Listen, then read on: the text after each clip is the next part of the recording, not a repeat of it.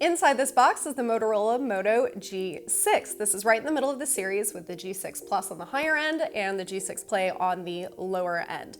This is not going to be the box that you pick up at stores. This is what they sent me as a reviewer.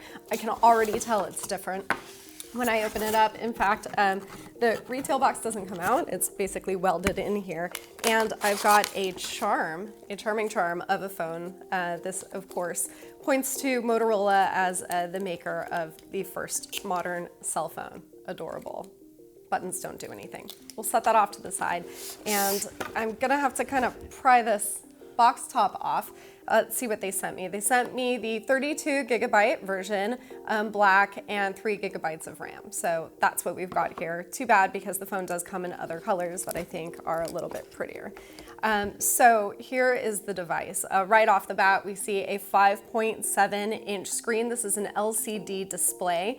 I'm turning it over, I'm looking at it, and this is really beautiful. It's got this curved Gorilla Glass 3 on the back. This is the first time we're actually seeing a glass backing for Motorola. It does look very elegant. In fact, it looks like the phone could cost 2-3 times the price just based on the design alone. And already I see that my fingerprints are getting all over it, which is typical. You can get a case if you hate it, or just learn to carry around a cloth. I'm very happy to announce that there is a headphone jack. Price, by the way, is going to start at $250. So that is great. Like I said before, the design is just really nice, really beautiful curves everywhere. I'm actually going to put this aside for a second and see what else is in the box. Pretty much standard stuff from what I'm guessing. We've got a SIM ejector tool, which I always like to see. Not only can you put the SIM card in, but you'll have external storage up to 128 gigabytes. We also have the requisite pamphlets with safety information and whatnot. And we have the charger. So this is a turbo charger. It is 15 watt. It's gonna be a little bit faster than last year's 10 watt. But if you want even faster charging speeds, you have to go up to the Moto G6 Plus. And now, one thing I'm actually pretty excited about, and this is frankly the last thing in this box, this is it is basically the USB-C charger.